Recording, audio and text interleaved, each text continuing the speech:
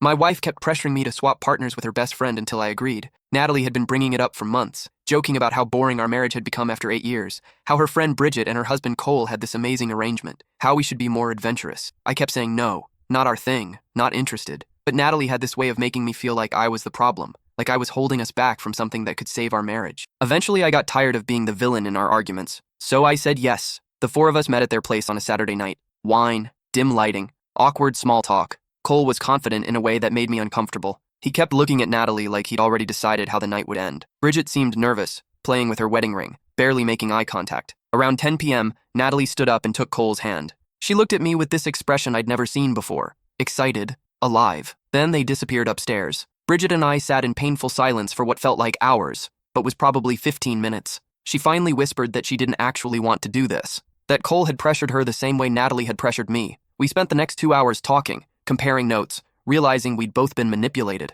When Natalie came downstairs, she was glowing, couldn't stop smiling. She thanked Bridget and Cole and practically skipped to the car. On the drive home, she talked about doing it again next weekend, maybe making it a regular thing. She reached for my hand and said she felt closer to me than she had in years. I felt sick, but I didn't say anything. Over the next month, it became a pattern. Every Saturday night, Natalie transformed into someone I barely recognized, happier, more affectionate. She started dressing up again, wearing perfume. She'd text me during work saying she couldn't wait to see me. It was everything I'd wanted from our marriage, except it wasn't because of me. It was because every weekend she was sleeping with Cole. Then Bridget started texting me, just to talk at first. She was miserable. Cole was becoming obsessed with Natalie, barely looked at Bridget anymore. We started meeting for coffee, then lunch, then longer conversations where we'd vent about our spouses. She understood what I was going through. One afternoon, Bridget broke down crying in my car. Cole had told her he was falling in love with Natalie, that he wanted to leave Bridget, and suggested Natalie leave me so they could be together. My blood went cold. I asked if Natalie knew. Bridget nodded, said they'd been talking about it privately for weeks, making plans, looking at apartments.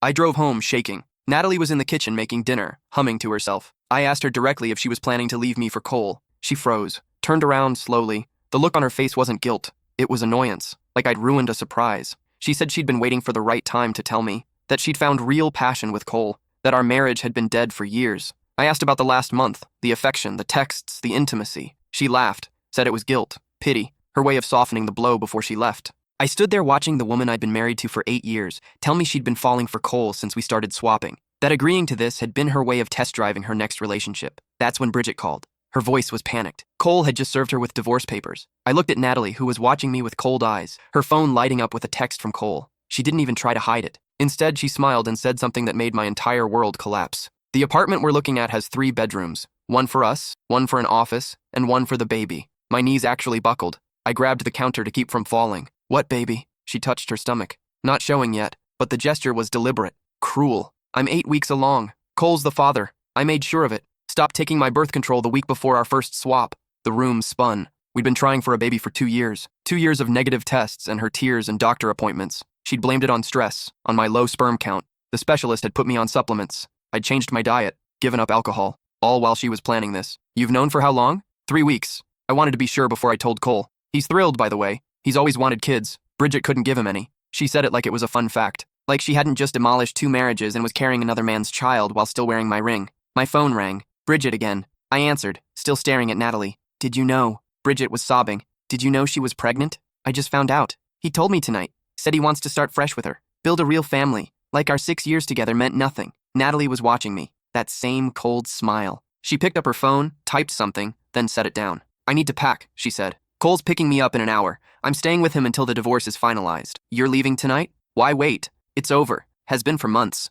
You were just too pathetic to see it. She walked past me toward the bedroom. I heard drawers opening, hangers scraping, the sound of my life being dismantled. Bridget was still on the phone. What do we do? I looked around our kitchen, the one we'd renovated together 3 years ago. Natalie had insisted on white cabinets. Now I understood why. She'd been planning her exit that long ago, making sure nothing was too permanent. To us. I don't know, I told Bridget. I really don't know. Natalie came back with 2 suitcases. She'd packed her expensive clothes, the jewelry, her laptop. She left her wedding photos on the dresser, left the life we'd built like it was garbage. Cole's BMW pulled up outside. Through the window, I watched him get out, confident, smirking. He saw me watching and had the audacity to wave. Natalie kissed my cheek. Actually kissed my cheek. I'll have my lawyer contact you. Don't make this messy. You'll lose anyway. I documented everything. Your anger issues, the drinking, how controlling you are. I don't have anger issues. I don't drink. I've never controlled you. That's not what my therapist's notes say, or the texts I sent my friends, or the voice memos I recorded. You're going to look like a monster, so just sign the papers when they come. She walked out.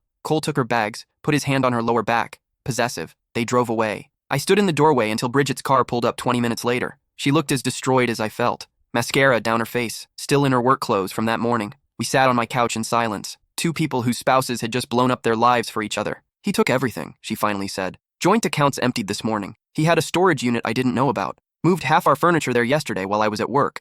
The divorce papers say we've been separated for 6 months. That's a lie. We were having sex 3 days ago. Natalie stopped taking her birth control without telling me. Cole's been planning this for months. I found emails. He hired a lawyer back in February. The first swap was in April. We'd been set up. Both of us. This wasn't about adventure or saving marriages. It was about Natalie and Cole having an exit strategy, making us complicit in our own destruction. Over the next week, reality hit in waves. Natalie's lawyer sent papers. I needed to vacate our rental house by month's end. She was taking the security deposit because she'd found it, she claimed.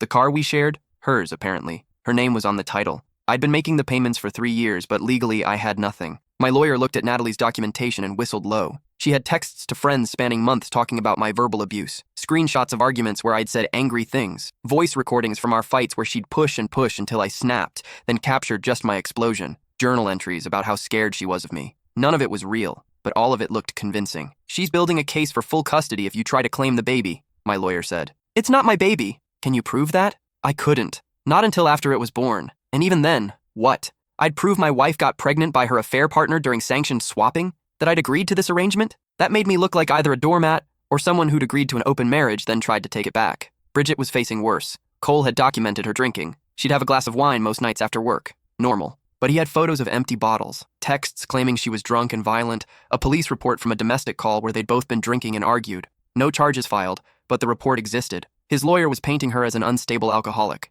She'd lose the house, the investments, probably her job when the details went public. Cole worked in finance. Image mattered. Her reputation couldn't survive what he was building. We started meeting daily, planning, trying to figure out how to salvage anything from this. My lease was up in 3 weeks. I had $4,000 saved. Natalie had cleaned out everything else 2 days before leaving, citing bills she'd supposedly paid.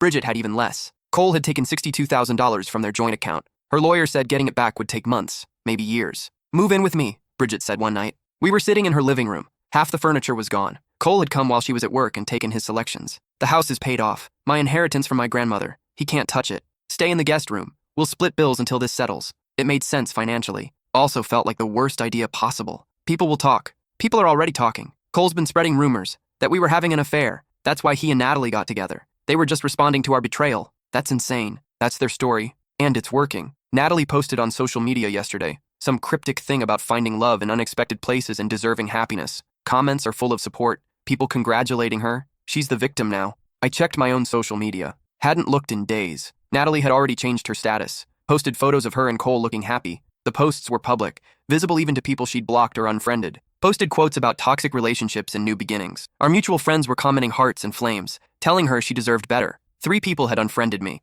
I moved into Bridget's guest room that weekend. Brought my clothes, my laptop, my books. Everything I owned fit in my car. 8 years of marriage reduced to a Honda Civic full of boxes. The house felt empty. Cole had taken the good furniture, the art, the nice dishes, left the cheap stuff he didn't want. Bridget had been sleeping on an air mattress because he'd taken their bed. I ordered a new one, she said. Should be here Wednesday. Until then, I've gotten really good at inflating this thing. We fell into a routine. She worked from home doing graphic design. I worked at an insurance office downtown. We'd have dinner together most nights. Not planned, just natural. We were both too exhausted and depressed to eat alone. Natalie's pregnancy started showing. She posted bump pictures. Cole's hand on her stomach. Comments about their journey. About how love finds a way. About starting their family. Nobody mentioned that 3 months ago she'd been married to me. That Cole had been married to Bridget. Social media memory was short. The narrative was set. My brother called after seeing the posts. What the hell happened?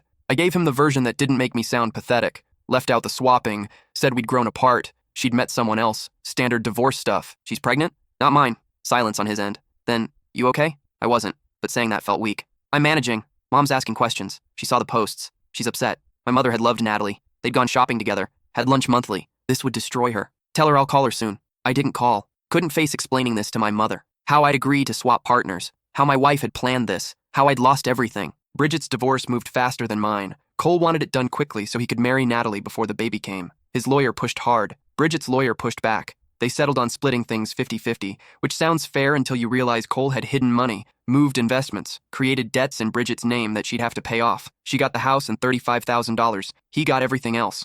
including a clause that she couldn't speak publicly about the marriage or divorce. His reputation stayed clean. My divorce stalled. Natalie wanted the house security deposit, the car, half my 401k, and spousal support. I'd make more than her, on paper. But she had a baby coming, medical expenses. Her lawyer argued she needed support. My lawyer said we'd fight it, but fighting meant money. Money I didn't have. Meanwhile, I was getting calls from friends. Natalie's version of events was spreading. I was controlling, angry, possibly abusive. She'd been scared to leave until she found Cole. He'd saved her. People believed it. Why wouldn't they? She had documentation. I had nothing but my word. I lost my job in September. Budget cuts, they said. But I'd seen the HR director having lunch with Natalie's friend Vanessa the week before. Seen them looking at papers, talking quietly. I was let go on a Friday with 2 weeks severance. Bridget found me sitting in my car at 2 p.m., just staring at the steering wheel. What happened? I told her. She swore. Actually punched the dashboard. Cole's doing this. He's connected. He's making calls, destroying anything we have left. Why? He won. He got what he wanted. Because we know the truth. We're loose ends. He needs us broken. Completely broken, so we can't fight back.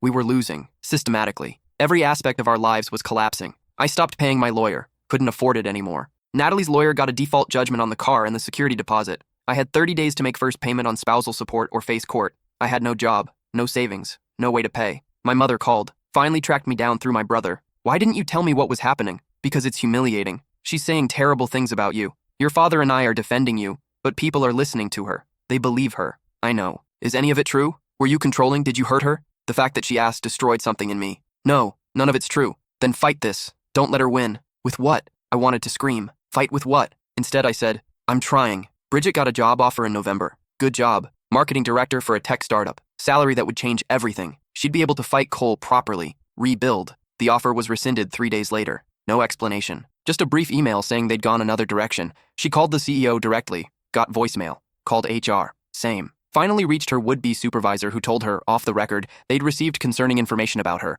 Drinking problem. Unstable. Legal issues. They couldn't take the risk. Cole had reached them. Poisoned it. Made her unhireable. We sat in her half-empty house and realized we were trapped. Unemployed. Blacklisted. Broke. Fighting divorces we couldn't afford. Being systematically destroyed by people who had resources and connections we didn't. We should fight back, Bridget said. With what? The truth. Tell everyone what really happened. The swapping. The planning. Everything. Who'll believe us? We agreed to it. We look like either idiots or liars. So we just take this? Let them win? I didn't have an answer. We were beaten. Completely beaten. December came. Natalie's baby bump was prominent. She posted Christmas photos. Her and Cole in matching sweaters. His hand on her stomach. Caption about miracles and new beginnings. I was sleeping on Bridget's couch. The guest room bed had been repossessed. Turns out Bridget had missed payments. Cole had opened cards in her name, maxed them out, then defaulted. Her credit was destroyed. Mine wasn't much better. Natalie had done similar damage. We were two people clinging to wreckage, waiting to drown. Then, 2 days before Christmas, Bridget's phone rang. Number she didn't recognize. She almost didn't answer.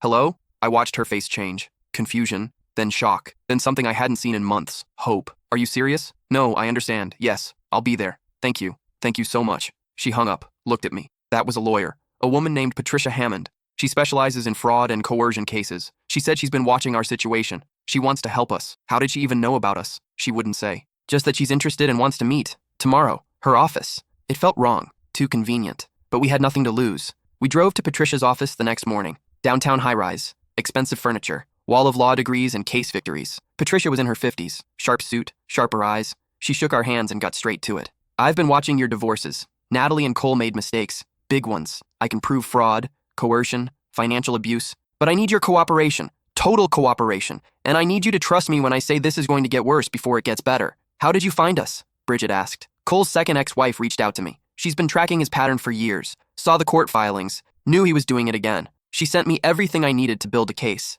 Every text, every email, every financial transaction. She wants Cole destroyed. And she gave me the tools to do it. Who is she? Her name is Veronica. She almost killed herself because of what Cole did to her. Spent 5 years rebuilding. Now she makes sure his other victims get justice. She's your benefactor. And she's very thorough. We signed with Patricia that day. The next 3 months were brutal. Patricia filed motions that triggered investigations, financial audits, subpoenas. She found the money Cole had hidden, the accounts Natalie had opened, the loans they'd taken in our names, the systematic fraud they'd committed. But Patricia was right. It got worse first. Cole's lawyer fought back hard, filed countersuits, claimed we were harassing them, making false accusations. They pushed the narrative that we were bitter exes trying to destroy happy couple expecting a baby. The local paper ran a story. Poor angle for us. Made us look vindictive. Social media exploded. Team Natalie and Team Cole were vicious. Bridget and I were dragged through comments. called losers, stalkers, abusers. I lost a job interview because the hiring manager recognized my name. Bridget's car was vandalized. Someone spray-painted homewrecker across it.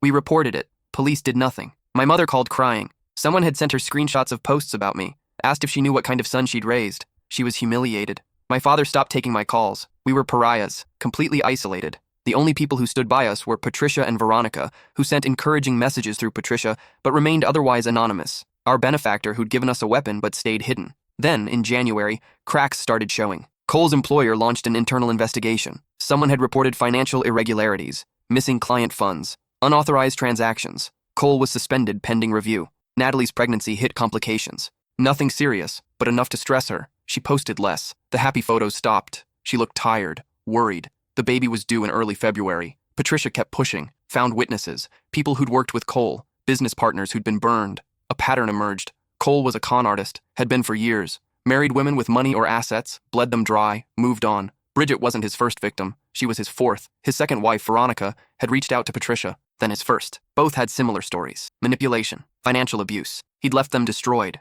Veronica had attempted suicide. The other had fled to another state. Patricia built a case that was airtight, not just for us, for all of them. A pattern of predation that spanned a decade. Natalie's role was trickier. She wasn't a career criminal like Cole. She was just selfish, cruel. But Patricia found evidence of planning. Texts to a friend from a year earlier talking about leaving me for someone richer, looking for an upgrade. She'd targeted Cole deliberately, researched him, made herself available. The swapping had been her idea, her way to try him out while keeping me as backup. Everything she'd told me about Cole pursuing her, reversed. She'd pursued him, seduced him, convinced him to leave Bridget. The pregnancy was planned, but not the way she'd claimed. She'd stopped birth control, yes, but texts showed she'd been trying to get pregnant by me first. When that didn't work, she'd switch to Cole. Whoever got her pregnant would be her ticket out. I dodged a bullet by having low sperm count. Patricia filed everything in late January, days before Natalie's due date. The evidence was devastating. Cole's employer fired him. His licenses were suspended. Criminal charges were filed for embezzlement and fraud. He was arrested on a Tuesday morning while Natalie was in early labor.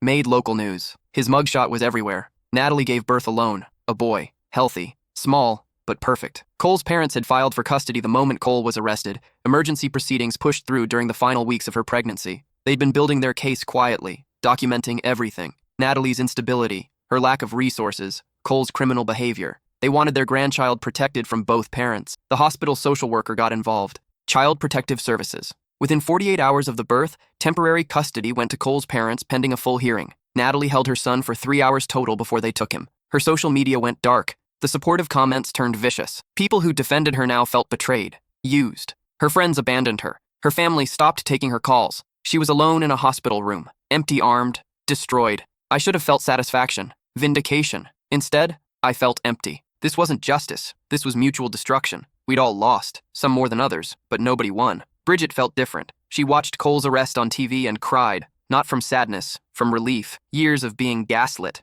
being told she was crazy, being destroyed. Finally, someone believed her. He can't hurt anyone else now, she said. Cole's trial was fast-tracked. His lawyer tried to negotiate. Patricia shut him down. He went to trial in April, found guilty on 8 counts of fraud, sentenced to 8 years. His assets were seized. Everything he'd taken from Bridget, from his other wives, from his clients, gone. Used to pay restitution. Bridget got her money back, plus damages, plus his pension. The house he'd bought with Natalie, seized. She had 2 weeks to move out. 3 months postpartum. Nowhere to go. Her family wouldn't help. Friends were gone. The custody hearing had awarded full permanent custody to Cole's parents. She saw her son once a month, supervised visits. An hour at a time. She called me one night, voice hollow. I know I don't deserve anything from you, but I'm about to be homeless. Can I stay with you? Just until I figure something out. Every part of me wanted to say no, to let her suffer the consequences. But I thought about that baby, how he'd grow up knowing his mother had been cast out, how that would shape him. And I thought about who I wanted to be. Not someone who kicked people when they were down, even people who deserved it. 2 weeks, I told her.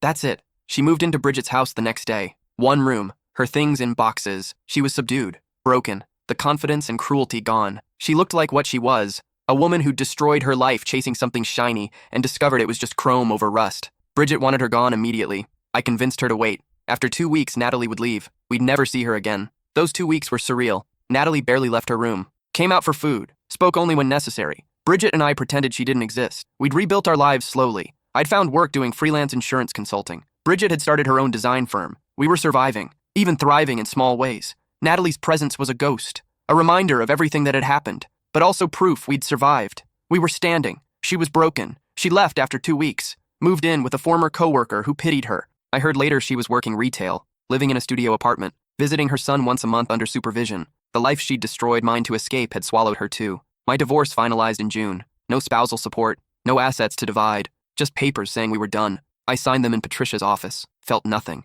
That marriage had died the night I agreed to swap partners. This was just paperwork. Bridget's divorce had finalized months earlier. She'd gotten everything. The house, the money, restitution that would set her up for years. She'd won, but winning looked a lot like surviving. We lived together for another year, roommates, friends, people who'd survived something terrible together, but there was something else building, something neither of us wanted to acknowledge. We understood each other in ways nobody else could. Shared trauma had created a bond that was complicated, confusing. One night, after too much wine and too much honesty, we kissed. It was wrong. We both knew it. Built on shared destruction, not real attraction, just two broken people seeking comfort. We agreed it couldn't happen again, that we needed space, needed to be people outside of this nightmare. I moved out the next month, got my own place. We stayed close, had dinner weekly, but the distance was necessary. I met Emily 6 months later, at a work conference. She was funny, smart, uncomplicated. We dated slowly, carefully. I told her everything on our third date. About Natalie, about the swapping, about how badly I'd been burned. Expected her to run, she didn't. Said everyone has a past. What matters is who you become after. We married 2 years later. Small ceremony, close friends and family. Bridget came. She'd started dating someone too. A quiet man named Philip, nothing like Cole. They looked happy together. My mother cried at the wedding, relieved. She'd been so worried after Natalie, thought I'd never recover. Seeing me with Emily, genuinely happy, healed something in her. Life moved forward. Emily and I bought a house, had our first child, a daughter, then a son, built the life I'd thought I had with Natalie but didn't. This was real, stable, built on honesty. Bridget married Philip 3 years after my wedding, had a daughter, started a nonprofit helping victims of financial abuse, turning her trauma into purpose. We stayed close. Our families got together for holidays, barbecues, normal things. Sometimes people would ask how we met. We'd give the sanitized version. Friends who helped each other through divorces, close enough to the truth. Nobody needed the full story. 5 years into my marriage with Emily, I ran into Natalie at a grocery store. I was with my kids, shopping for dinner. She was in the next aisle, thinner, older, tired. Our eyes met. I saw recognition, fear, shame. She approached slowly, hands shaking. I know you don't want to see me. Emily appeared beside me, protective. She knew who Natalie was, what she'd done. We're shopping, Emily said. Not cruel, just firm. We'd like to keep it that way. I understand. I just need to say something. Please. I looked at my kids. They were watching, confused. This wasn't a conversation to have in front of them. Make it quick. I'm sorry. For everything. I destroyed you. Destroyed us. Everything I did was selfish and cruel. I can't take it back. I can't fix it. But I want you to know I'm sorry. I'm so deeply sorry. Okay. I've been sober for 2 years, in therapy, working on making amends. You were on my list. I've been trying to find the courage to reach out. And then I saw you here, with your family. She looked at my daughter, my son, her eyes filled with tears. You have a beautiful family. I'm glad you found happiness. You deserved better than what I gave you. I need to go. I know. I just needed you to hear that. I'm sorry. She walked away, disappeared into the store. Emily pulled me close. Are you okay? I don't know. We finished shopping, drove home, put the kids to bed, then sat on the couch trying to process what had just happened. Do you believe her?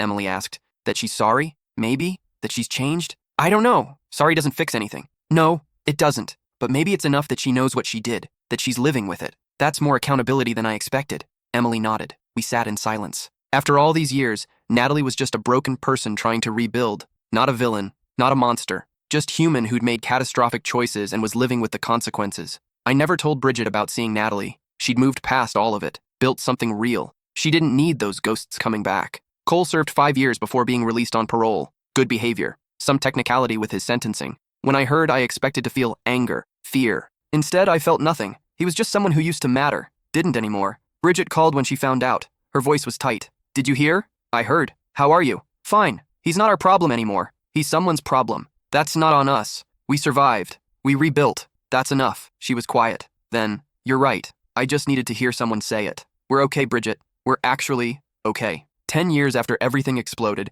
Emily and I celebrated our 10th anniversary. Our kids were in school. Life was beautifully ordinary. We took a trip. Just the two of us. First time in years. Sat on a beach. Talked about everything and nothing. Do you ever think about that time? Emily asked. About Natalie and Cole and everything that happened? Sometimes, but it feels like it happened to someone else. Like a story I heard instead of lived. Do you regret any of it? I regret agreeing to swap. That was stupid. But I don't regret what came after. The pain, the loss, the rebuilding. It made me who I am. And I like who I am now. Even with all the scars? Especially with the scars. They remind me what I survived, what I overcame, what I won't tolerate again. She kissed me. We watched the sunset. In the morning, life continued. Normal, stable, good. The past was just that, past. It didn't own me anymore. 15 years after everything fell apart, my son came home from school upset. He'd met another boy in his class. They'd gotten to talking, figured out a connection. The boy's mother used to be married to my dad. My son was confused, hurt that I'd never mentioned it. I sat him down, told him a simplified version, that I'd been married before. It didn't work out.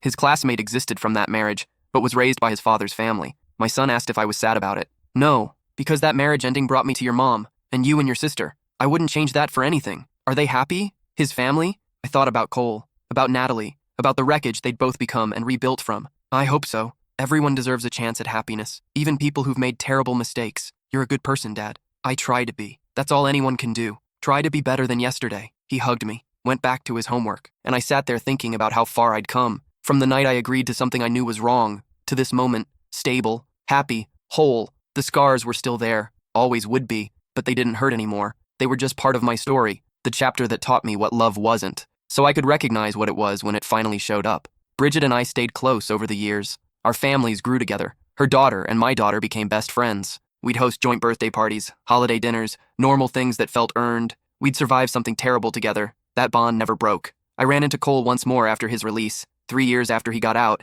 Emily and I were at a restaurant celebrating our anniversary. Nice place downtown. The host seated us. Our server came over. It was Cole. He'd been released, working service jobs, trying to rebuild, thin, older, the confidence gone. He saw me recognize him. His face went pale. He set down the menus with shaking hands. I'll get someone else to take your table. Cole. He stopped, turned back. The fear in his eyes was real. I'm sorry for everything. I know that doesn't mean anything, but I'm sorry. Emily looked between us. She knew who he was, what he'd done. You should leave, she said quietly. Not cruel, just firm. He left. Another server took over. We finished our meal, drove home in silence. But that night, lying in bed, Emily asked the question I'd been avoiding. Do you forgive him? I don't know. He destroyed years of your life, almost destroyed you. He was in prison for 5 years, lost everything. He paid. Does that make it even? I thought about it, really thought about it. Cole had taken so much. My marriage, my job, my reputation, my sense of self. He'd systematically tried to erase me, and he'd done it with Natalie's help.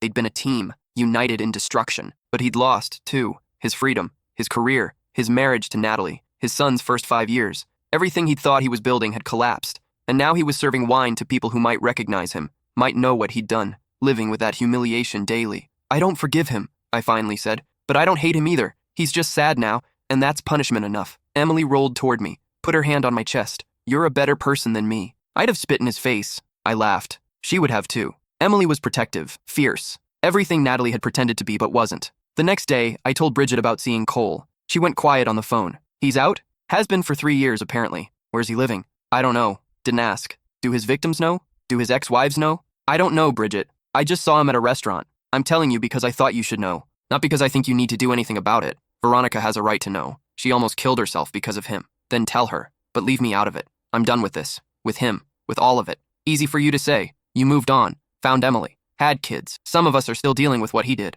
That stung. Because it was partially true. I had moved on. Built something new. Bridget had too. But the scars ran deeper for her. Cole had violated her in ways beyond financial. He'd made her doubt her reality. Her sanity. Her worth. I'm sorry, I said. You're right. I'll send you the restaurant address. Do what you need to do. She thanked me. Hung up. I knew I just set something in motion. Bridget wasn't going to let this go, and part of me didn't want her to. A week later, the restaurant fired Cole. Someone had called, told them about his history, his conviction, his victims. They couldn't keep him. Liability. Bad press. He was gone. Then his apartment building gave him notice. Same thing. Someone had informed the landlord. Fraud conviction. Multiple victims. They couldn't risk keeping him. He had 30 days to leave. Bridget was destroying him systematically, the same way he destroyed her. I should have stopped her. Instead, I watched, guilty and satisfied in equal measure. Cole's parole officer got involved, investigated the harassment, traced some of it back to Bridget. She was called in, warned. Keep it up and she'd face charges. She backed off, but the damage was done. Cole was blacklisted,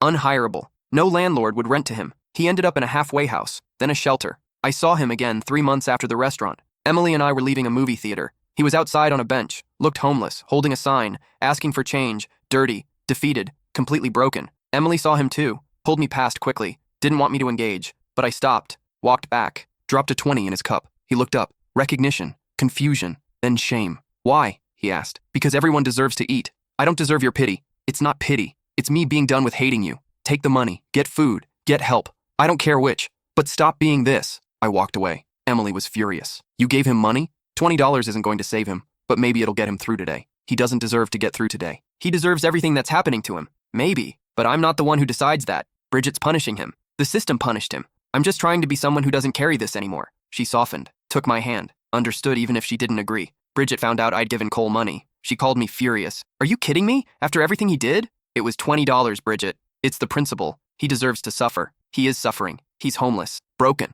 He lost everything. How much more suffering do you need? I need him to feel a fraction of what I felt, what you felt, what his other victims felt. And when is it enough? When he's dead? Is that what you're waiting for? Silence, long enough that I thought she'd hung up. Yes, she finally said. Maybe I am. That scared me. Bridget had always been kind, gentle. This vendetta was changing her, making her someone I didn't recognize. You need to let this go. Easy for you to say. You have Emily. You have kids. You rebuilt. I have Philip and my daughter and a business and money from a settlement, but I'm still that woman Cole destroyed. I can't just let it go. Then get therapy. Real therapy. Not this revenge thing you're doing. It's eating you alive. She hung up. We didn't speak for 2 months. The longest silence in our friendship since everything happened. Emily asked if I should reach out. I didn't know. Bridget needed to want help. I couldn't force it. Then she called. 3 a.m. on a Tuesday. Crying. Incoherent. I need you to come get me. Where are you? She gave me an address. Downtown. Bad part of town. I threw on clothes. Emily insisted on coming. We drove in silence. Found Bridget sitting on a curb outside a bar. Drunk. Mascara everywhere. Shaking. We got her in the car. Took her to our house. Put her in the guest room. She passed out immediately. In the morning, she told us what happened. She'd hired a private investigator to follow Cole, track his movements, document everything. The PI found Cole living in a tent under an overpass, barely surviving. The PI had taken photos, videos, evidence of his complete collapse. Bridget had looked at those photos and felt nothing. No satisfaction, no vindication, just emptiness. She'd destroyed him, and it hadn't healed anything. She was still broken, still angry, still hurt. His suffering hadn't transferred into her healing. So she'd gone to a bar, drunk herself stupid, called me because she didn't know what else to do. I thought if he suffered enough, I'd feel better, she said. But I don't. I just feel hollow. Emily sat with her while I made coffee. When I came back, they were talking, really talking. Emily was sharing her own story, an abusive ex from college who'd left her traumatized. She'd spent years wanting revenge. Eventually realized revenge wouldn't give her back what he'd taken. So, what did you do? Bridget asked. I forgave him. Not for him. For me. Because carrying that hate was exhausting. It was poisoning everything good I tried to build. I don't know if I can forgive Cole. Then don't. But stop actively destroying him. It's not helping you. It's just keeping you connected to him. As long as you're focused on hurting him, you're still letting him control your life. Bridget stayed with us for 3 days. We talked. A lot. About trauma. About healing. About what it means to move forward. On the 3rd day, she called Philip. Told him everything. He came to get her. They went to couples therapy. Individual therapy. Started rebuilding for real. She stopped tracking Cole. Stopped interfering with his life. Let him go. It took months. But slowly, she got better. Started smiling again. Laughing. Living instead of just surviving. I saw Cole one more time after that. 2 years later. I was at a veterans support meeting. Not for me. Emily's brother was speaking about PTSD recovery. Cole was in the audience. Clean, sober, healthier. He saw me. Nodded. I nodded back. After the meeting, he approached. I'm in a program, he said. Trying to make amends. You're on my list. I owe you an apology. A real one. Not the bullshit I said at the restaurant. I don't need your apology. I need to give it. I destroyed your life. Manipulated you. Used you. Everything you think about me is true. I was a monster. I'm trying to be better. Not for forgiveness. For me. So I can look at myself without wanting to die. You tried to kill yourself? Twice. Once in prison. Once when I was homeless. Both times I failed. Figured the universe wanted me to suffer longer. Now I'm clean. In therapy. Working minimum wage but working. Living in a sober house. Taking it one day at a time. Why are you telling me this? Because you gave me $20 when I was on the street. You could have spit on me. You could have called Bridget to come finish the job. Instead, you gave me money and told me to stop being that. That moment saved my life. I used it to get into a shelter. The shelter got me into a program. The program got me sober. Everything started from that $20. I didn't know what to say. Didn't want his gratitude. Didn't want to be part of his redemption story. I'm glad you're doing better. But we're not friends. We're never going to be friends. I know. I just needed you to know that what you did mattered. That's all. He walked away. I went back to Emily. Told her what happened. She was quiet for a long time. Do you believe him? That he's changed? I don't know. Maybe. People can change. But that doesn't erase what they did. No, it doesn't. We went home. I didn't tell Bridget about seeing Cole. She was in a good place. Happy. Her marriage was strong. She'd started a nonprofit helping victims of financial abuse. Turning her trauma into purpose. She didn't need to know Cole was clean. It wasn't her burden anymore. 20 years after that night at Bridget and Cole's house, I received an invitation in the mail. Cole was getting married. To a woman I'd never heard of. The invitation included a personal note. I know this is strange, and I don't expect you to come, but I wanted you to know that I'm trying to do this right, to be the person I should have been. You were part of my worst chapter. I hope you can at least acknowledge my best. No obligation, just letting you know. Cole. I showed Emily. She read it, shook her head. He's got some nerve. He's being honest. That takes courage. Are you actually considering going? No, but I'm not angry he invited me. He's trying. That's more than I expected. I sent a card. Congratulations. Best wishes. No hard feelings. Didn't attend, but I acknowledged it. That was enough. Bridget called when she got her invitation. Can you believe this? Actually, yes. He's been clean for years, in recovery, working a program. People change. People like Cole don't change. They just get better at hiding. Maybe. Or maybe he finally hit bottom hard enough to bounce. Either way, it's not our problem anymore. You're going soft. I'm choosing peace. There's a difference. She hung up frustrated. But 2 days later, she called back. Said she'd sent a card too. Not for Cole. For herself. To prove she was bigger than the anger. Bigger than the past. Cole got married. We saw photos on social media. Small ceremony. His bride looked happy. Genuine. He looked nervous. Hopeful. Like someone afraid of screwing up something good. I hoped he wouldn't. Not for him. For her. For anyone else who might get hurt. Natalie never remarried. Last I heard, she was still working retail. Living simply. Still seeing her son once a month under supervision. He was a teenager now. Knew her story. Chose to have limited contact. That was his right. She accepted it. Didn't push. Just remained available if he needed her. The four of us never spoke again. Not directly. But we existed in the same universe. Occasionally crossing paths through mutual connections. Always polite. Always brief. Always aware of the history but not controlled by it. My kids grew up. Went to college. Started careers of their own. Emily and I became empty nesters. Started talking about retirement. Traveling. All the things we'd put off while raising a family. Life continued its forward momentum. The past became something we referenced rarely. A cautionary tale about choices and consequences. On our 30th wedding anniversary, Emily and I renewed our vows. Small ceremony. Just family. Our kids. Close friends. Bridget was there with Philip. Their daughter was grown. In medical school. Following Bridget's lead of turning trauma into purpose. She wanted to work with domestic violence survivors. During the reception, Bridget pulled me aside. You know what the difference is between us and them? What? We learned. We changed. We built something real from the wreckage. They just survived. That's not nothing. But it's not everything either. You think we're better than them? No. I think we made better choices after the worst choices. That's what matters. I hugged her. She was right. We'd all survived. But survival alone wasn't victory. Victory was what you built after. The life you created. The person you became. Emily and I danced, surrounded by people who loved us, who'd seen us through joy and disaster, who'd stayed when things were hard. That was the real measure. Not the mistakes. The recovery. As the night ended and guests left, Emily and I sat on our porch, looking at the stars, holding hands, comfortable in the silence. Any regrets? She asked. Just one. What's that? That I wasted 8 years with the wrong person when I could have found you sooner. She laughed, kissed my cheek. Those 8 years made you who you are. I wouldn't have loved earlier you. I love this you, the one shaped by survival. Then no regrets. We went inside, climbed into bed, fell asleep the way we had for 3 decades. Safe, secure, loved. That's the ending that matters. Not the dramatic collapse, not the revenge, not even the forgiveness. Just the quiet, steady building of something real, something that lasts. The rest is just noise. And I've learned to tune out the noise. Focus on what matters, who matters. Everything else is just a story I tell sometimes, a reminder of who I'm not anymore. And that's the truest victory of all.